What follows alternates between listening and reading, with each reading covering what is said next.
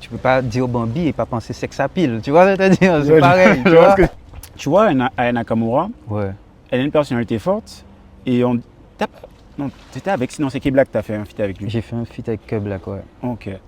Elle a une forte personnalité. Mhm. Et les gens l'ont aimée pour sa forte personnalité au début. Ouais. Et puis aujourd'hui, on lui reproche d'avoir une trop forte personnalité, de ne pas écouter son public. Alors, selon toi, l'artiste doit rester dans sa ligne d'écouter que lui, Non. ou est-ce que l'artiste doit quand même écouter sa fanbase parce que c'est la fanbase qu'il a fait. Donc l'artiste vient, c'est comme le dilemme de l'œuf avant la poule ou la poule avant l'œuf. Du Ouais.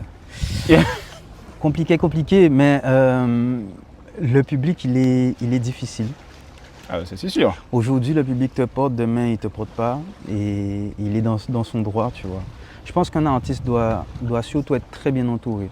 Au-delà du fait d'écouter son public, il doit aussi écouter son équipe, son manager, son producteur, tous ceux qui l'encadrent, tu vois. Le fait qu'elle ait une forte personnalité, ben, ça fait partie de Aya Nakamura, de qui elle est.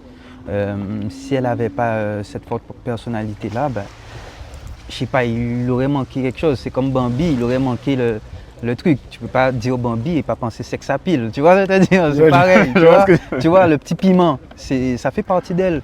Et je pense qu'il faut surtout, que ce soit elle ou peu importe, d'ailleurs je ne suis pas là pour donner des conseils, mais pour moi, un artiste doit être surtout bien entouré. Pour bien évoluer, il doit être bien entouré. Qu'il y ait des gens autour de lui qui lui disent ben, les quatre vérités, des choses constructives pour qu'il progresse et le faire avancer. Pas juste être là, pas juste être ah, je suis son manager, ah, je suis son. Non, un vrai travail de fond qui est fait.